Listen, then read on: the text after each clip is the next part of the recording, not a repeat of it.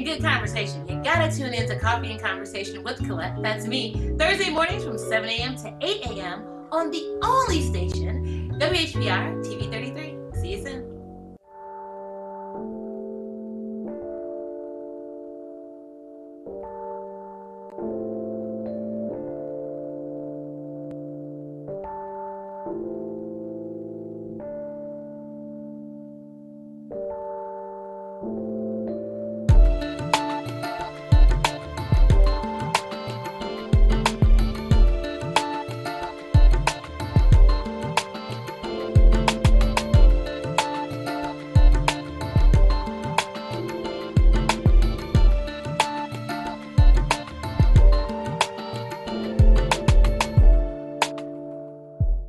Great, amazing morning to you all. See, it's all about this curl, this little curl right here. You just got to get it out the way. Amazing morning to you. I know you could be anywhere, but we are here together. It is Thursday. I'm doing my curtsy. You are officially tuned into Coffee and Conversation with Collette, and I am Collette. It's a pleasure to be with you today. You know what? Right before the break, Sean and I were talking, and you all, I have to dedicate this show to the memory and legacy of Craig Mack. A lot of you younger folk don't really remember him. He was like intro hip hop when hip hop was just really creating a different face for itself, and he did Flavor in the Ear. Flavor in your ear. Brand new flavor in your ear. Y'all remember he would do his hands like this. Flavor in your ear. Ha. So, it's just memories, right? We always talk about creating those moments and being thankful in those moments. And so the report was saying that he was in North Carolina and he died of natural causes at the age of 47.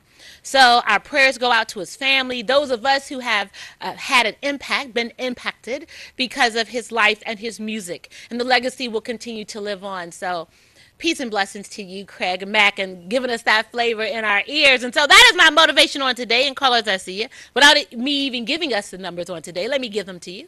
313-868-0342 or 313-868-0351 or 313-868-4336. And yes, I'm going to give some flavor in your ears. You're going to give it back to me because that's what we do in the conversations that we have. And I promise you that they will be what?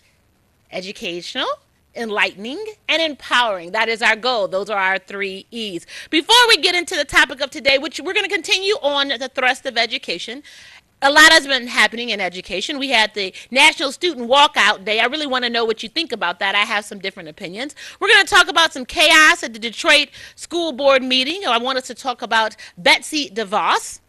Yes, our education secretary debacle on 60 Minutes. And then we're going to talk about the prison pipeline because I believe that there's a direct correlation to the miseducation of the Negro. So our title on today is 2018, Still the Miseducation of the Negro. And that book was penned by Dr. Carter G. Woodson, educator. And so that's going to be the thrust of what we engage on our hour together today. But prior to that, I want to just let everybody know that women, if you are out here and you either lost contact with your father through death, divorce, prison, or perhaps you never knew your father, there's a support group to discuss challenges and assist in developing coping mechanisms to deal with this cycle. So women of all ages, you're encouraged to attend and bring your daughters, granddaughters, and nieces, goddaughters, and the like. It is free. For additional information, you can call 313-491-0003. It is called Daughters Without Dads. It's going to be at the Daybo Sheffield Center on Sunday, March the 18th from 3:30 to 5 p.m. Okay, and everyone, I'm going to post this on my social media page, but the address for the Daybo Sheffield Center is 12048 Grand River. That's Detroit, Michigan 48204. And it's a support group for daughters without dads. And that was especially important to me because you all know how much I talk about my parents, and specifically how much I talk about my dad and the importance of how dads shape daughters one way or another. So if your dad is in your life, he has an impact on you. If he is not in your life, it has an impact on you. And so for me to know throughout everything that I've gone through in growing and learning and creating the relationship that I have with my dad today, that for women who don't have that, I want you to get that support. And I want you to be able to have the conversations and work to create a wholeness within yourself. Because daddies are the first point of engagement. I mean, I talk to Sean all the time with his princess daughter. I love the relationship that they have. Their daddies are the first ones to tell you that you're special, that you're beautiful, that you can do anything. My dad used to say I was his little superstar, and I would remember I was, what, 2 or 3, and he'd say, pose for me, and I'd put on my shades and sit there and call myself posing because my daddy asked me to, and I just felt beautiful. And so for women who have missed that, I believe it shapes the tone for a lot of the decisions that we make in our lives. And I wanted to give you that resource. I also want to let you all know that I will be hosting. Isn't that so nice that someone contacted me to be a host of an event? I think that that's really special. So you all have seen them here. We did a live fashion show with Elite Couture Boutique. And so they're going to have the second annual Women's Entrepreneurial Reception entitled Yes You Can. That's going to be on Wednesday, March the 21st from 5 p.m. to 8 p.m.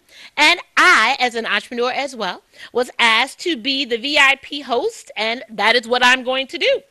And so the keynote speakers are Gail Perry Mason, financial expert and best-selling author, Girl, Make Your Money Grow. And, of course, moderated by Collette Ramsey, on-air personality, WHPR TV 33. Isn't that nice?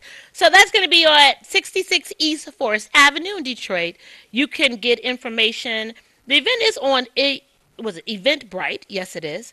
And the telephone number 313-818-0101. And so this information is on my email, on my Facebook and Instagram as well, so I want to make sure that you have that. And then the last point I want to make, because this is important to me, you all know that I had been challenged with churches. I didn't go to church. I haven't been in a church as a fellowship experience in over 2 years. And so I told you my challenge was, for me and my spirit, I needed to see external works for me that would engage me into the act of going in of a building and fellowshipping with those who supposedly believe the same thing through their actions. And so I was able to find that through New Destiny Christian Fellowship, and that was Reverend Horace Sheffield. And so, it started off with me going for the gleaners, or the food banks giveaways, the customer assistance days, reaching some 500 people, just everything of being part of a space where you're actively making a difference for the communities in which we live. And so that touched me. And so I am proud to say that I'm a member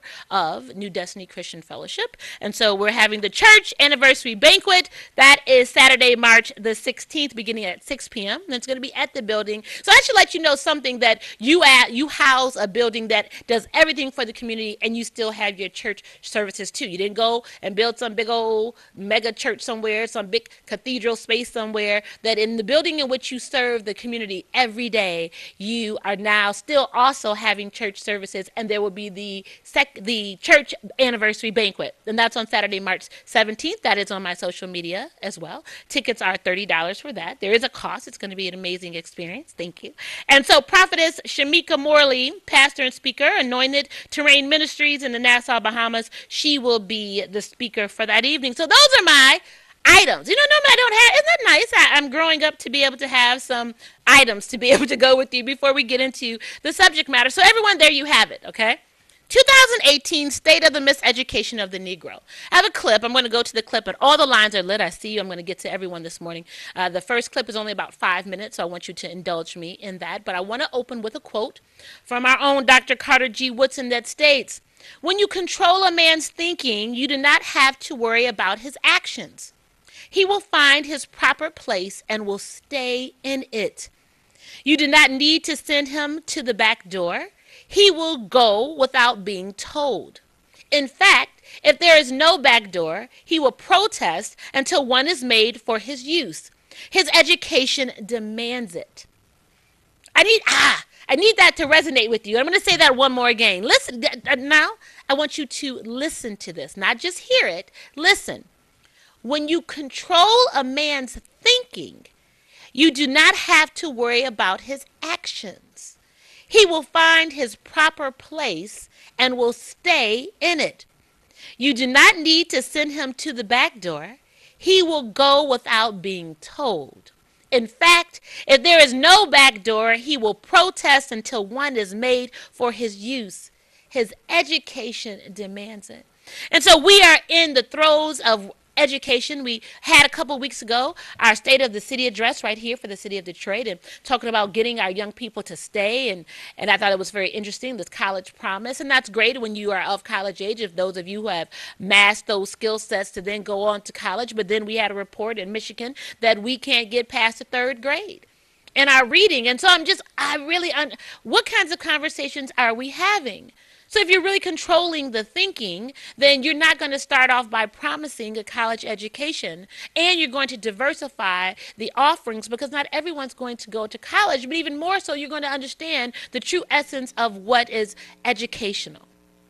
And maybe our bigger problem is that we expect, again, this society, this governance that created the only space that we were validated in was slavery, to then think it was going to properly educate us to seamlessly maneuver into this society we call America, which was never the hope and issue for people of color. So for shame on us, and then we get mad until we have our students staging national student walkout days to get some attentions about fair and just spaces so they can feel safe to be educated. And then you only then question, are they really being educated? Are they just giving information, and then the best way they regurgitate it back, then that determines a grade, and then you're supposed to be best equipped. But you know that all that does is put you on a cycle to then be able to go to the next space of employment, to be able to do what you're told and then get a wage for it. So you're not thinking. There's no thinking. You hear and you activate. It's action. You hear and you do. You're trained.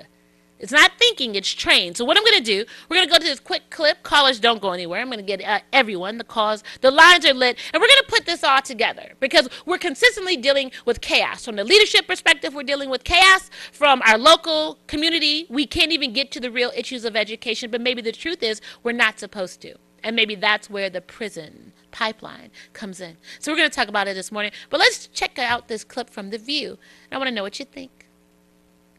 On top of stuff. Yep. Look, just take a look. Have the public schools in Michigan gotten better?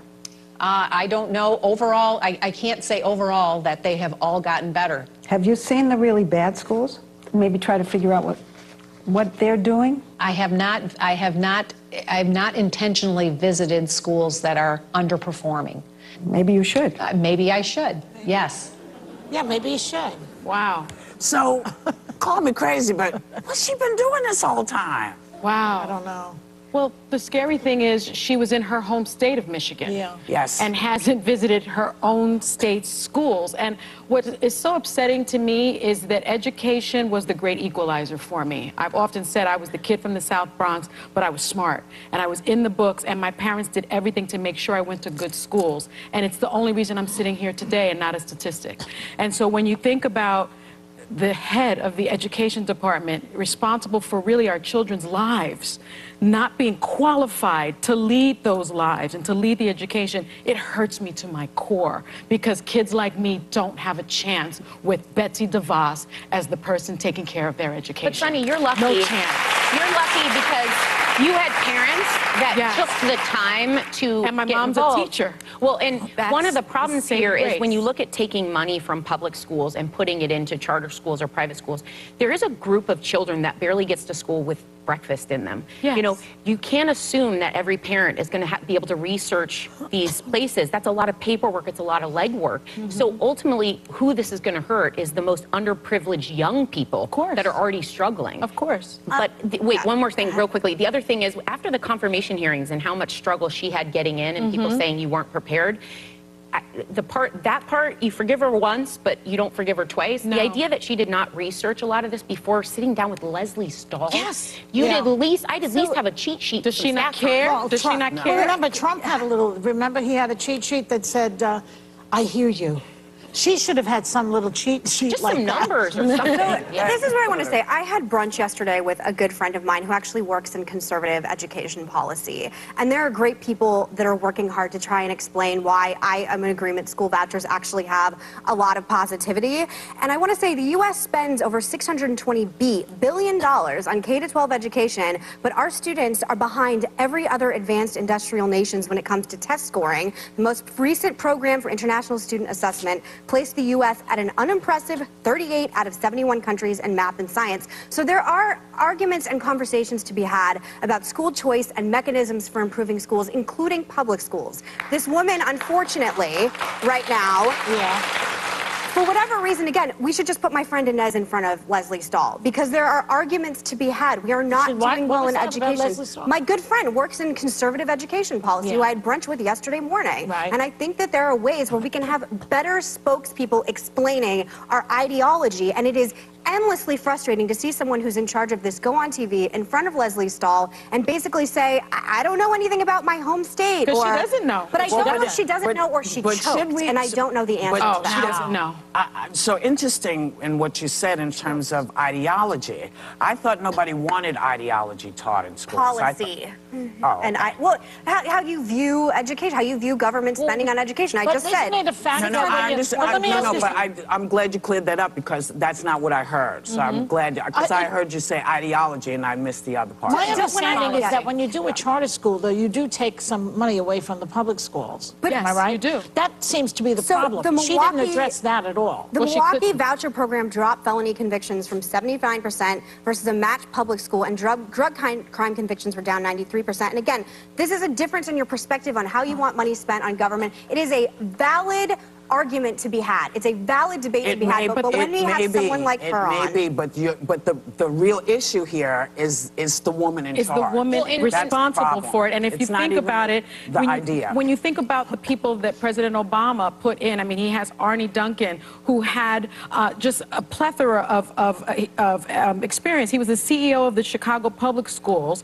He actually was a public school superintendent. And then John King, the other person that he had in the job, had a doctorate in education, a law degree, was a principal of a charter school. These are people with education. I think maybe I agree she's not. You do agree she's not qualified, right? Yeah. She does a lot of work in charter. This wouldn't be my choice for this job. And I think if you cannot go in front of media and explain in sound bites your policy, the ideology in this, what you want to see. Then You know what? Maybe she doesn't job, have to, because she knows she's backed by Trump and she has a lot of money. So she's like, whatever. But right now, it is affecting, because right now we're having a conversation where we're talking about how she biffed it in front of a national Leslie Stahl of all people, when again, people like me, people like my friend Inez, have a wildly different take on government spending when it comes to public schools, and we're resulted with this, and it's deeply frustrating. Who cares what she does on television? It's about what she's doing in the job. Halt, we're coming right back. And so we're back. And so I wanted to know, did you all see the 60-minute segment? If you didn't, I can direct you to it. Well, you just can Google it. And it was just a travesty. And I really wanted to focus on the part specific to Michigan, right? That's where we are based. And again, maybe because our education secretary doesn't understand the dynamics that are happening in Michigan, why our test scores, we still can't get past the third grade, and we're in the situation that we're in. And so then we have the conversation about the business of education. And so why then do we have an expectation that they're still going to get it right? Remember, we've been under emergency management with our school system for how many EMs have been in Detroit specific, and they still can't get it right. However, they keep creating a new cycle to identify new funding, to give new contracts, to create a new ideology, but the ideas, as they stated, but the bottom line still is that it has no impact on the children. It is the business of education. The business of education. But I'm going to keep giving it a platform because we know that it's important. So I'm going to keep talking about education because I know you're paying attention to education, and you're going to believe that I'm going to create something, that government is going to create something that's going to make it right for you, when all I'm trying to do is what? Create another revenue stream. And so when you had some, and I do have a clip, and I don't know if we'll have to go to it today, but I do have a clip where they had some Senate hearings with Mrs. DeVos, and so they came out and asked her, well, how much money has your family given to Trump? Do you think that has some impact on you being selected or elected? And she couldn't give agreements to the actual figure, but she said she figured it was probably accurate, or that it was a lot. And at the end of the day, does that show us that it's not about what you know, but it's who you know? And so I think everything in this president's realm is about relationships, period. Now, not that they're good or bad, because you clearly see that we have never had this type of chaos in a governmental body in the history of the presidential process, period. Everyone, they come, they go. It's a revolving door. You don't even know who's in position yet. And then I don't even know what the actual policies that have actually been signed into. But that's a whole different conversation. I'm talking about education in this state right now. Chaos right now. So they had a fight, well, a banter, an issue the other night at the school board meeting in Detroit. You guys, when are we going to be able to get to the true education? But maybe the truth of it, the matter is, again, we're not supposed to be equipped. So then we'll jump into the prison pipeline. So then I can educate you there. How's that? And then because the tune, it's easier for me to justify putting monies into private prisons and doing stock options where I might have to spend like, what, $54,000 a year for you versus $7,000. I can get more money that way. Are you all thinking about that? I'm going to go to the lines and see what you have to think. Thanks for your patience. Great morning to you. How you doing today? I'm amazing. How are you? All right. Wonderful. First, I got to give a shout out to TV 33. Yes. Comcast 91. Yes. WHQR. Highland Park, Detroit. Mm-hmm. Great outfit. Thank you. I'm being. We'll give another shout out to all other TV show hosts. First, R.J. Watkins. Right. Get Well, Mr. Tyler. Yes. Miss Perryman. Sure. Miss LaWanda. Yeah. Billy Jones. Yes. Money Making Diva. Yes. Hair Doctor. And all the other great TV show hosts of Yes. TV 33. Thank you for bringing up the conversation of the miseducation of the black person in the United States. Negro. Oh.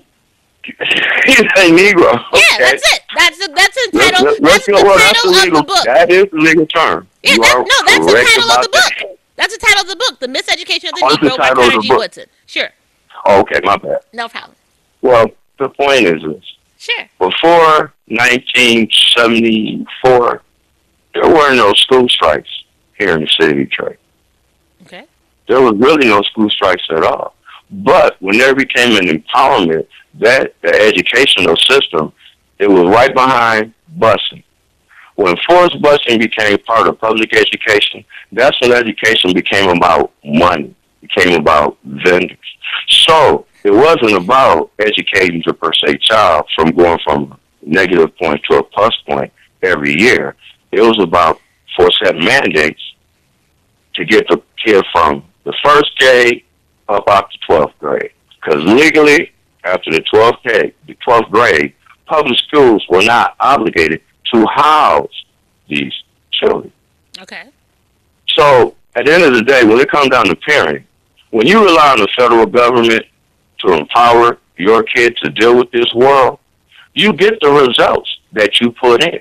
Okay. So when it look with Detroit Public Schools now, ever since the 80s, we've heard about people attending Detroit Public Schools where multiple kids are sharing the same book. Yes. Toilet paper, the facilities is not the basic facilities that the average household in the city of Detroit.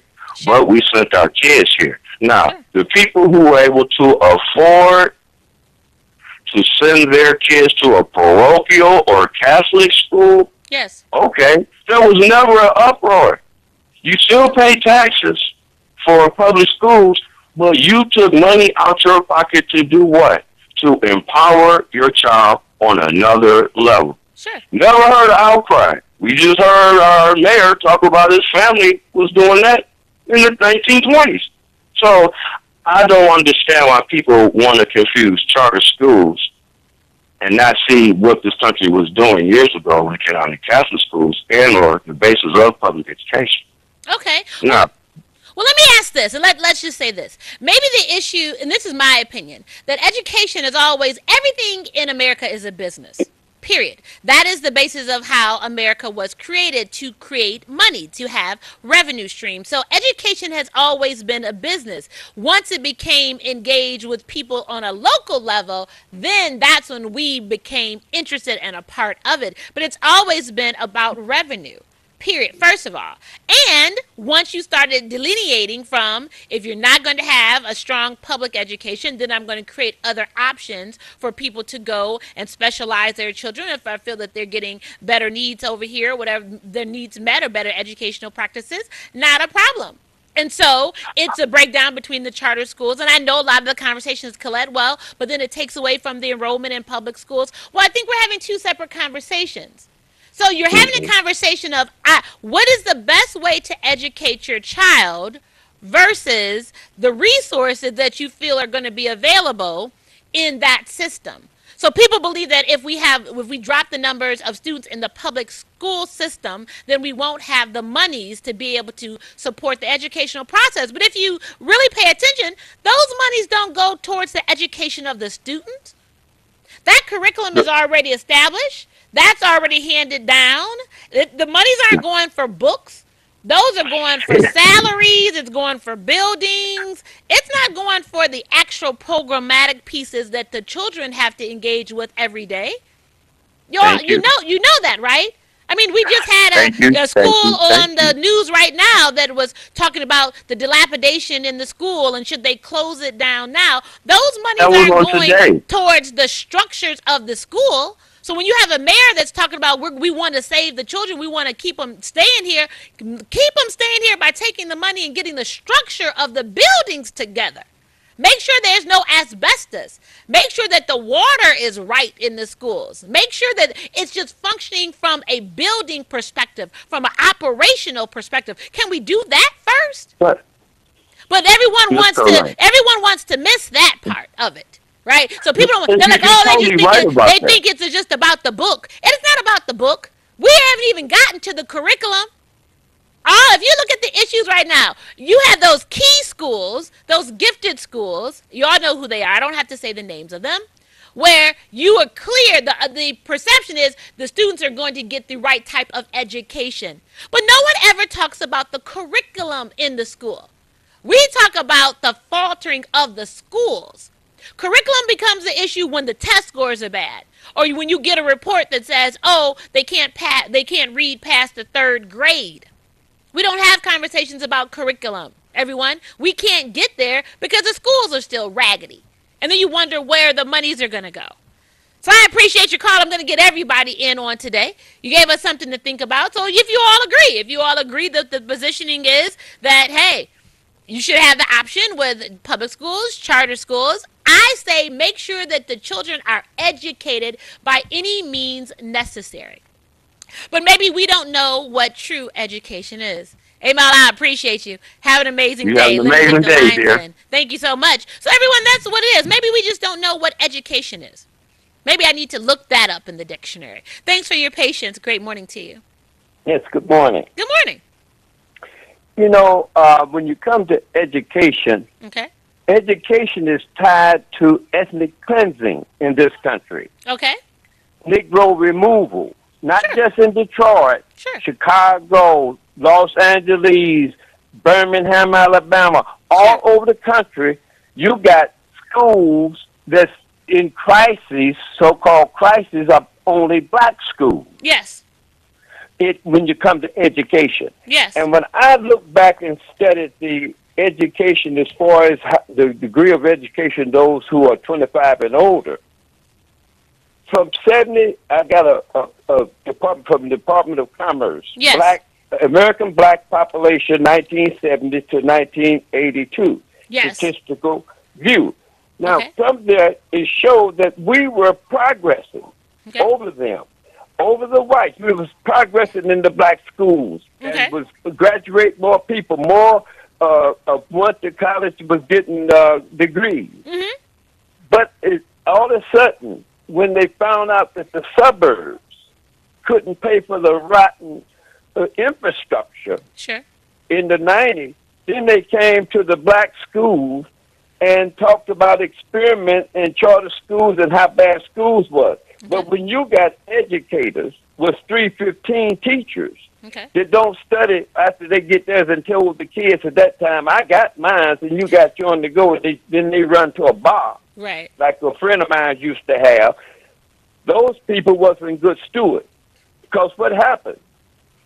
The intelligentsia of all races, all history, written history, always gravitate to those who are in power economically. So the blacks was no different in Detroit.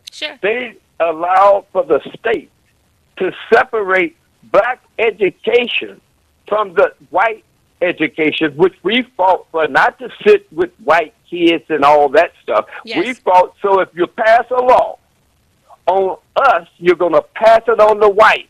Yes. But you had the black intelligentsia in the school system.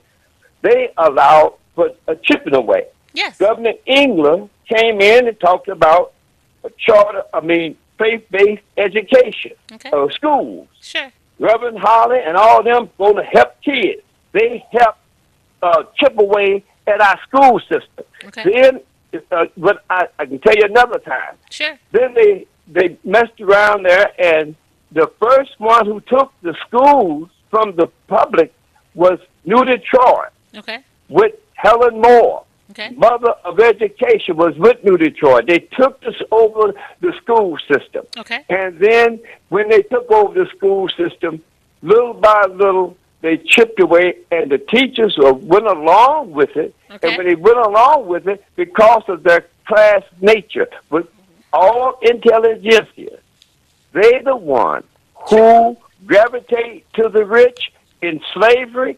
They managed the slave society, not the slave owners. Sure. In feudalism, Yes. it was the educated who managed the fields, the land for the landlord, the kings and stuff. Yes. Under capitalism, Yes. it is the educated Yes. who manage society. Look at Congress. Yes. Look at this.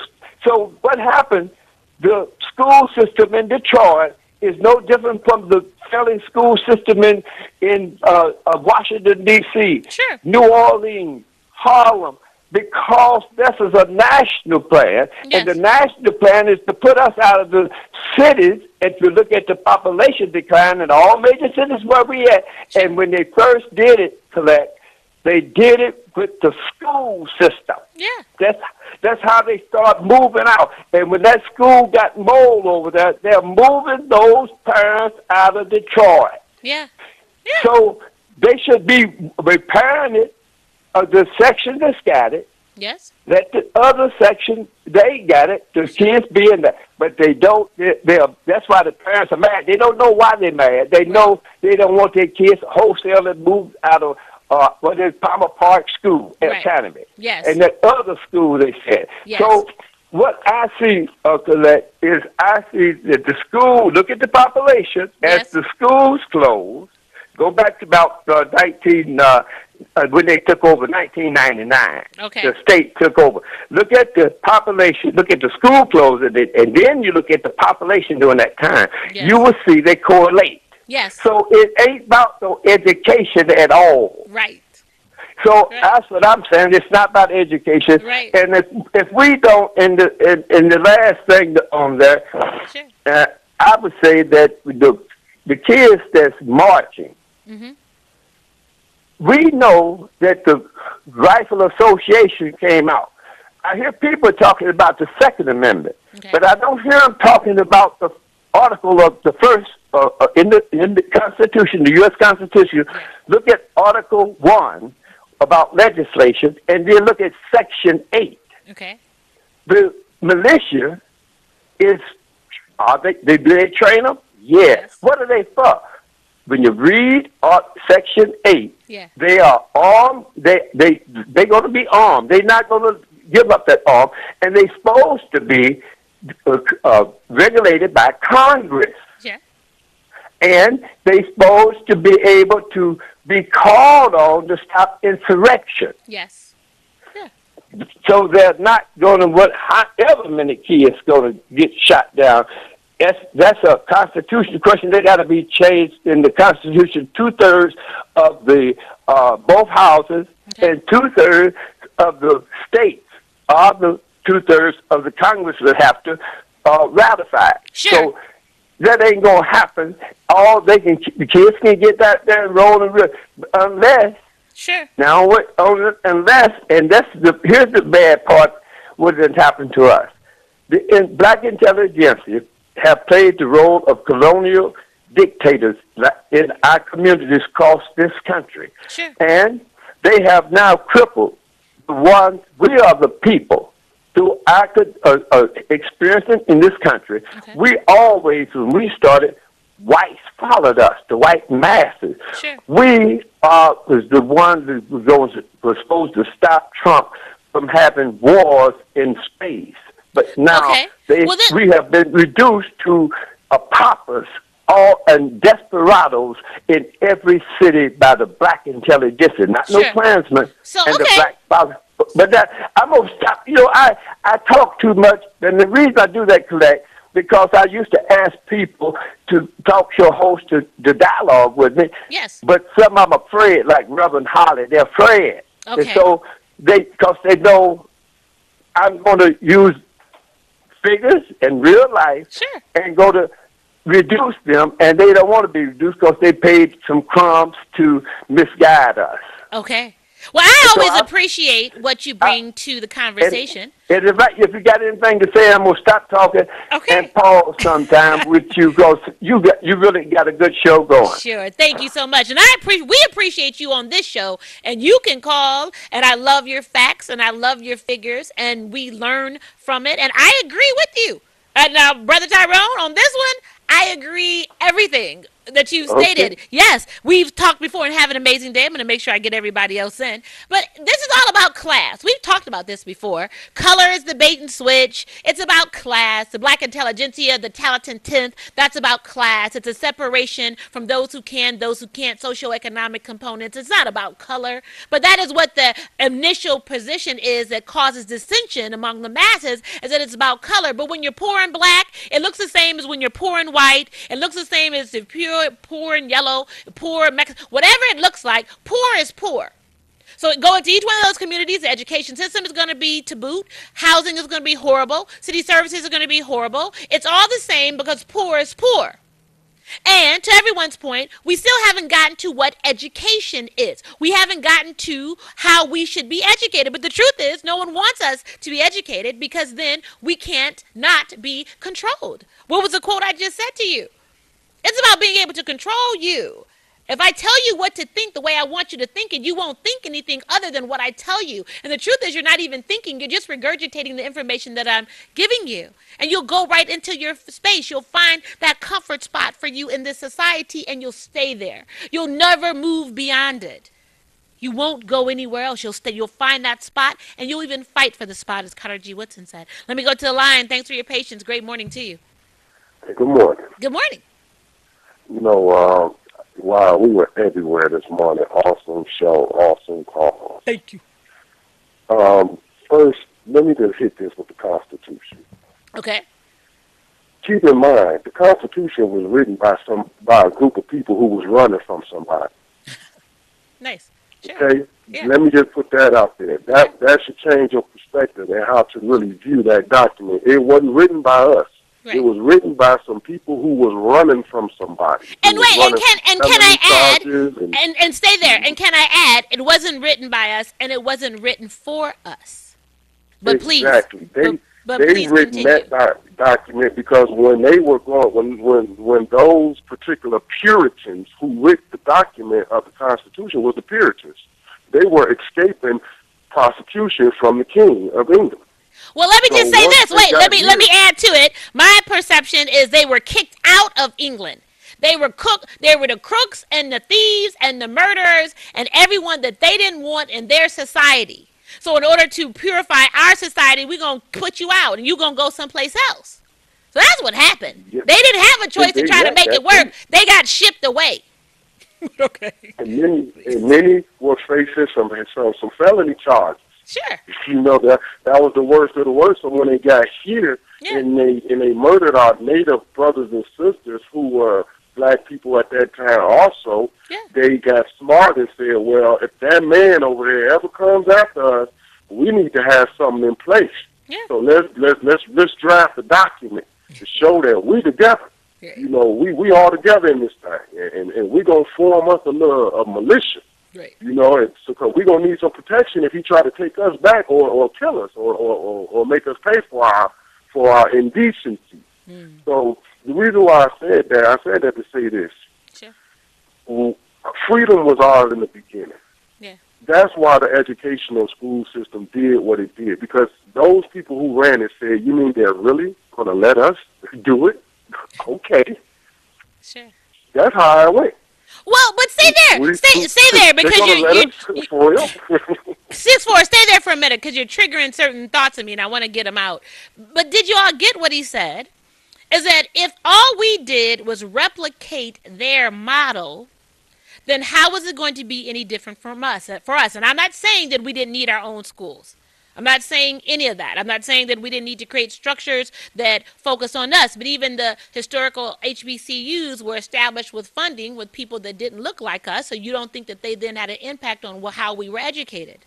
And then so many of us have these conversations about, well, why haven't they taught us about what our history is beyond these Americas? They can't, because your curriculum to be a teacher in the classroom is not about beyond Americas. It's these Americas right here. It's the book that I'm going to give you. It's the core of study that I'm going to give you. You're going to give that information back to me. Then I'm going to tell you that you're worthy to be in a classroom. And then you're going to have these lesson plans. And then you're going to have these core of things that you have to complete in the classroom, because then you're told what to teach yet again. And then if the students don't follow that, or you don't get that right, then the grades are going to be reflective of it. So I'm sorry, where does true education come in?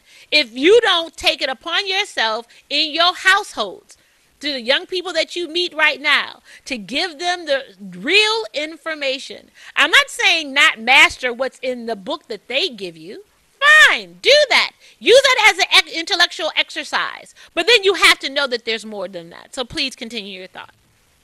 Oh, yes, it's definitely more than that. But because you allowed them to do the job for you, you didn't see that there was more. Sure. And other people are exercising more than that, and it doesn't look familiar to you because you still stuck on what they said more than that looks like. Sure. It's 2018, and we're still having that same conversation about what they're doing educational-wise to our children. Mm-hmm. But but there's no conversation about what are you doing to counter that. There's no phonics in school. I remember Jackie Taylor, who was on this very station, had a book called Superphonics for Superstar Readers. Okay. You can't read without the basics of phonics. You got to know how to pronounce the sounds. Right. Or how else are you going to know what to say? Right. How else are you going to know what are you looking at? Yes. So only thing I can say is they caught a generation and they caught a group of people who are sleeping and just are not going to wake up. Right. And what they have for them is efficient enough because they never dug into anything deeper than what was put before them. They believe they went with Jim and they drunk the Kool-Aid per se. And I think it's 2018, why are we still drinking the Kool-Aid? And having children drink the Kool-Aid. Well, stay there. Still ain't strong enough. Okay. Stay there. Well, you know why? Because it goes back to what we opened up with our quote. And you hit it on the head. When you control a man's thinking, you do not have to worry about his actions. But we don't let people control our thinking in other areas. Yeah, we do. I mean, really, I tell people, look at the things that you be adamant about not letting a lot happen to you, and then look at the things you do allow to happen to you. Well, but when you really start looking at, quote unquote, what we fight for, allegedly for ourselves, there's no real outcomes on that either. So, what is it that, the truth is, when you really just start thinking about it as a whole, if you just talk about black folk, what is it that we're really fighting for? What do we fight for? What is it that we actually put our energies into that says, okay, this is an atrocity against me, I'm going to have a different result, and I'm going to do this. I'm going to put that action associated with that ambition. What is it that we fight for, really? We sit and talk about our jobs being bad, and we complain about the boss, and we complain, but we go there every day. We complain about not getting the promotions or what's going on, but we don't take the steps to either go to school, to get the other paper, to go through the process. We refuse to be a part of this process of America in which we know what we have to do to make the system work for us. It is an unjust system. Make it work for you. But we consistently complain, and we just complain and complain. And we don't want to put in the work because we were never taught that that's what we should do. And that's the truth of it. We don't like it, but we weren't taught. And if the white person told us, you better get out there and make sure you go to school so you can come and do this, we'll do that. We'll do that. But for us to say on our own, oh no, you better get out here because I need to amass this amount, and in order to do that in this cycle, this is what I have to do, and so I'm going to go ahead and do it. We won't do that. Oh no, we won't. We won't do that. So whose fault is it? Six, I got one other call I want to get before we close out for today. Our time is almost up. I got about 3 minutes. So I appreciated you triggered certain things, and it was right on point again with when you control a man's thinking, you don't have to worry about his actions. Hey, thank you. And I think the only one who's miseducated about the Negro today may be the Negro, him or herself. Right. Absolutely. Appreciate your call. You're the last caller for today. Thanks for your patience. Good morning to you. Caller, you there? Good morning. Good morning. Good morning. Good morning. How are you, Collette? Amazing. How are you? Okay, here, I'm going to sum things up for you, Collette. Okay. I'll call this to you again. Yes. This is the native Indian place. Okay. They keep talking about America. This is stolen by their separatism, hatred, killing, yes, power, money, and sex. Now they got same-sex marriages, sex changes. Look at the movie industry. Yeah. Look at the TV industry. Yes. And you talk about the education. The education is the same as telling you that they enslave you by thinking their ways. We have not come to the civil rights of thyself, Mother Africa, Father Africa of the earth. Yeah. Also, they still calling themselves Negroes, Negrite. Okay. Yeah. Now, how are you to think about civil rights when you have not civil and pointed yourself to thyself? Yet and still, you're a saltine cracker with a trick, thinking like them instead of thinking about thyself. I live on Audubon in Southampton. You can come in here and find all kind of information about thyself. Yeah. I love you, Collette, and take care of yourself. Put that in your head about who and how we think. The education is about them, not about us. And poverty is a spearhead. As long as they can keep you in poverty, they got you. Yes, yes. He hit it on the head. I love you back. I love you. He right. He said he summed it up for us, and he did. Did you all get what he said? As long as we can stay in poverty. See, what do we talk about on the show? The symptoms versus the issues. You got to pull away the layers to get what the truths are. The truths are when we stay in poverty, everything around us is not going to be in a position to empower us. And so how do you expect education to work for us? How do you expect housing to work for us? How do you even expect government to work for us? The truth is, when you have that mindset, and the truth, poverty is even a mindset. It doesn't have to be your physical conditions, and I don't mean that it has to be easy. I get it. I get it. We have a customer assistance day tomorrow with DTE, and there's 500 people that are going to receive assistance. The costs are daunting. Households of 6 and 7 people that don't make more than $2,000 a month. And I get it, but that doesn't mean that that's where you have to be. That's a mindset of saying, okay, if in this system, based on the decisions that I've made, based on where I'm at, then these are the outcomes. Oh, we're going to go somewhere with this. But I'm still contending that in 2018, we are still miseducated, and it is for a purpose. It is a purpose, and it doesn't benefit us. Everyone, our time is up. I appreciate you all so much, and I just let you know that I will not be here tomorrow. I have to go and be of service to the community. So we're going to have some other great information for you tomorrow during our segment. I just wanted you all to know that. And so I didn't want you to look for me and worry about where I am because you all are so kind and you reach out to me. So thank you so much. But I will be back next week, okay? And can think about what we talk about. Realize that it's who you are, self. To that own self be true, but we can't get to those truths when we don't even know ourselves. It's been an amazing time today. I appreciate you. Make today phenomenal. Live in your moments. Know that I support you in all things. Until next time, see you then.